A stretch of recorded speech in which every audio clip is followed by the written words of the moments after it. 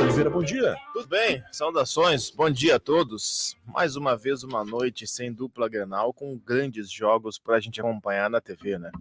Terça-feira foi Corinthians e Flamengo, aquele jogaço que o Flamengo venceu por 2-0.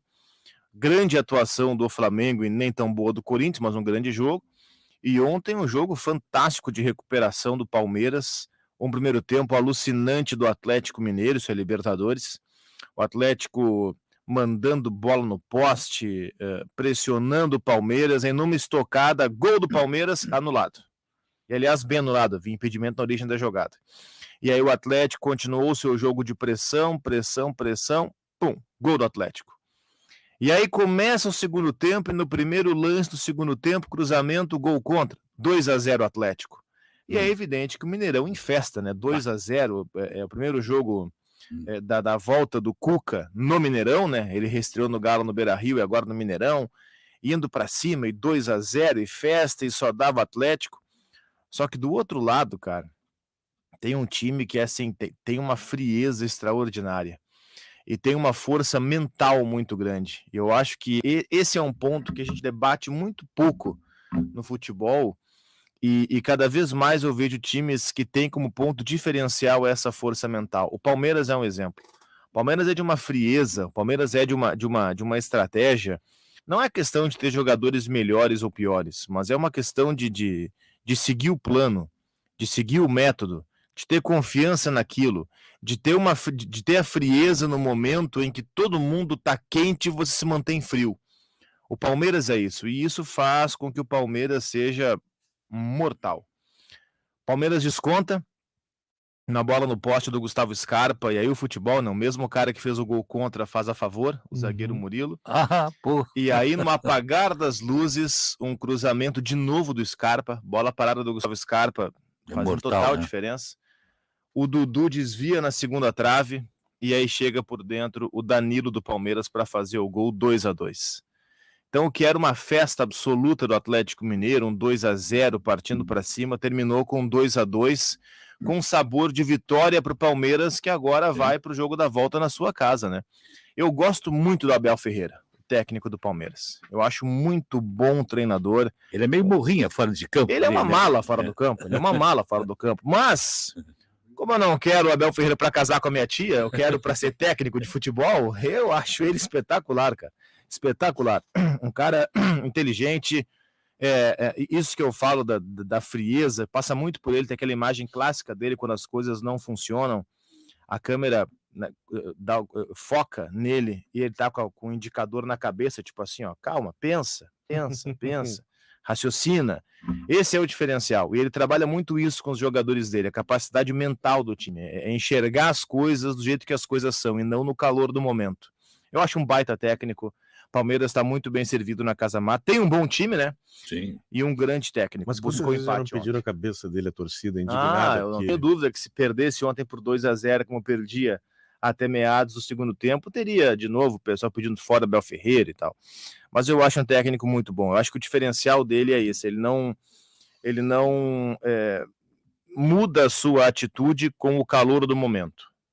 Eu acho isso um grande diferencial. Palmeiras vem conseguindo, assim, viradas nos últimos tempos, jogos vencidos no apagar das luzes, muito em função disso. Palmeiras foi, por exemplo, campeão de uma Libertadores contra o Santos, aquele jogo no Maracanã, assim, um gol nos últimos instantes da prorrogação, quando o Santos estava já satisfeito com os pênaltis e o Palmeiras seguiu em cima e fez o gol. Palmeiras, ele ganha uma Libertadores contra o Flamengo, aquele jogo que foi em Montevidéu, também assim, o gol do Daverson na prorrogação, o cara do Flamengo erra, o Andrés Pereira, o Daverson arranca e faz o gol. E ontem, tomar 2-0 no Mineirão, buscar um 2-2, não é qualquer time que faz, né? Com a pressão que o Mineirão tem, não é qualquer time que faz. E para ver como o futebol é curioso, né? Porque a bola levantada, quem cabeceia? Dudu, 1,5 metro de altura. Cara, que não tem nem de altura. Exatamente, na segunda trave. Aí o Danilo entra para fazer o gol. Mas sabe, aí eu não sei, aí eu posso estar exagerando. Mas eu não sei até se não é estratégia isso, porque qual é a lógica da bola aérea? O adversário vai colocar os seus melhores cabeceadores para pegar os teus grandões. Então usa aquele baixinho que ninguém vai dar bola. Deixa ele lá atrás. Dá uma porrada na segunda trave e ele vai aparecer sozinho e manda de volta para a área. Não sei se é estratégia ou não, tá? Se for estratégia, funcionou. O baixinho deve ficar assim, ou no primeiro pau para dar aquela desviadinha de cabeça, ou lá no segundo, lá atrás. Né? Ou incomodando o goleiro, coisa que o Paulo Nunes fazia muito, lembra? O Paulo Nunes ficava pulando na frente do goleiro. Podia não fazer diferença, só parecia aqueles cabelinhos loiros dele pulando.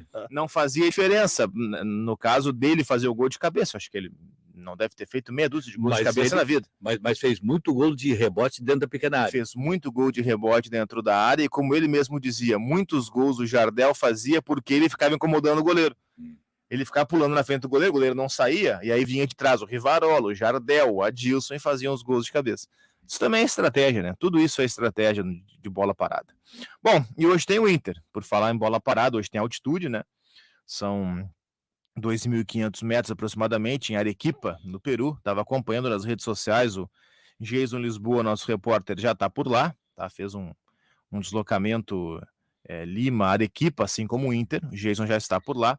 Altitude, 2.500 metros. É claro que o Inter tem uma certa preocupação por conta disso, mas sabe que não é nem perto, por exemplo, de La Paz, não é nem perto de Potosí, Cusco, são muito maiores. Essa é mais ou menos a altitude da Cidade do México. É menos que Quito, por exemplo. Cidade do México em 2.200. Essa acho que é 2.400, uma coisa assim.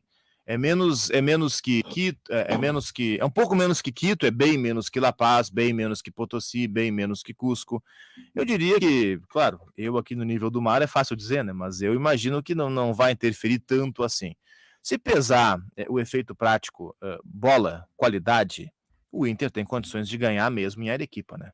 O Inter é melhor que o Melgar, mesmo que o Melgar seja o líder do campeonato peruano, mas é uma qualidade muito inferior, né? E o Maurício que aproveite para dar aqueles chutes dele de fora da área, porque lá a bola pega mais velocidade. Por conta do ar rarefeito, né? Por conta do ar rarefeito. O Maurício pode aproveitar isso. E outros jogadores também, né? O Maurício ele vai ganhar hoje uma sequência, porque o Alan Patrick deve começar no banco.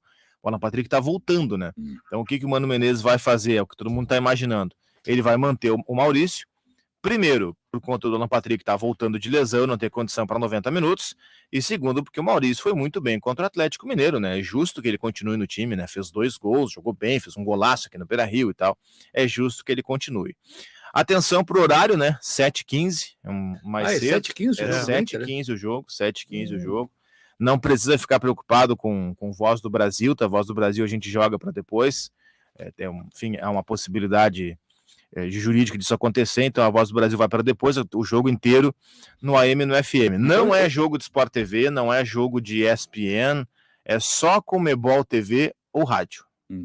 Então, para quem não tem condição de assinar a Comebol TV, eu estava lendo os números, pouquíssimas pessoas têm assinatura, porque é um serviço que é caro, né? E aí imagina, o cara vai assinar a Comebol TV e o time dele cai. Não precisa ser o Inter necessariamente, mas outros, quaisquer, não vale muito a pena, né? Quando é um campeonato mais longo, um campeonato brasileiro.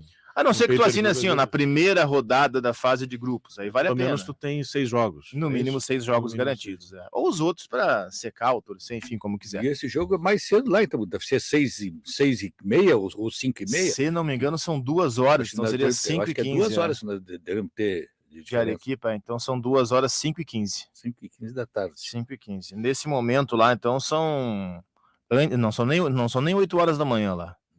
O Jesus deve estar acordando lá em Arequipa nesse momento, ainda se acostumando com o fuso horário. É verdade. Sem entregar o ouro, fazer um convite aqui para os nossos ouvintes terem uma atenção especial com o nosso Ganhando o Jogo de hoje, porque tem uma denúncia bombástica. Dá para adiantar alguma coisa já? Dá para adiantar. O do Cristiano Silva com o Fabrício Falkowski, do Correio do Povo. É uma denúncia que tem a ver, é bem pertinho da gente, tá? É no futebol gaúcho e ela tem a ver com manipulação de resultado. Manipulação de resultado e ameaça de morte. Opa. Coisas assim bem fortes aqui na aldeia, aqui no futebol gaúcho. Uma denúncia forte de manipulação de resultado com ameaça de morte para aquele que não queria se vender. E tudo isso com registro telefônico, registro de conversa. BO na polícia. E bem perto da nossa realidade. Não é na Singapura, não é Isso é não, muito grave, aqui. hein? Isso é muito Ameaça grave. de morte justo pro cara que não queria se vender. Foi no futebol italiano que houve lá uma... Futebol italiano foram vários rolos já. O Catania foi rebaixado nos anos 80, que tinha o rolo da máfia siciliana, né? Os times da Sicília, que era o Catania e o Palermo, os dois já caíram por isso. E mais recentemente teve a Juventus, né? A Juventus perdeu o título italiano, trocaram o Scudetto de mãos, deram para a Inter e ela caiu para a segunda divisão. Foi quando ela fez uma reformulação, só ficou o Buffon praticamente e outros tantos tiveram que chegar, ela voltou a subir depois e tal. Por compra de resultado. O 2005 no Brasil, a máfia do apito, Edilson Pereira de Carvalho, foi isso, né? Era um grupo de apostadores, não tinha site de aposta na época. Os rolos no futebol, gente, eles são muito anteriores a site de aposta. Site de aposta não tem nada a ver com isso. Imagina, 2005 isso. Era um grupo de apostadores que jogavam nas antigas casas de aposta mesmo. Eles se reuniam e diziam, olha, eu quero que o Juventude ganhe do Figueirense. E compravam o juiz, o Edilson Pereira de Carvalho. Aí ele entrava e fazia que o Juventude ganhasse do Figueirense. Eu usei esse exemplo porque esse ele não conseguiu fazer, e foi um dos áudios que vazou. O cara cobrando, mas eu joguei no Juventude, tudo sabia, tava no esquema, tava no rolo. Aí o Edilson Pereira de Carvalho dizia no áudio, olha, eu tentei, mas o Edmundo não deixou, ele fez 3 gols, o Figueirense ganhou, não podia anular e tal. E aí foi uma denúncia feita bem forte na época, paralisou o Campeonato Brasileiro, né? 2005. Bueno, então tá, mais às 11. Mais às 11 no Ganhando o Jogo. Valeu.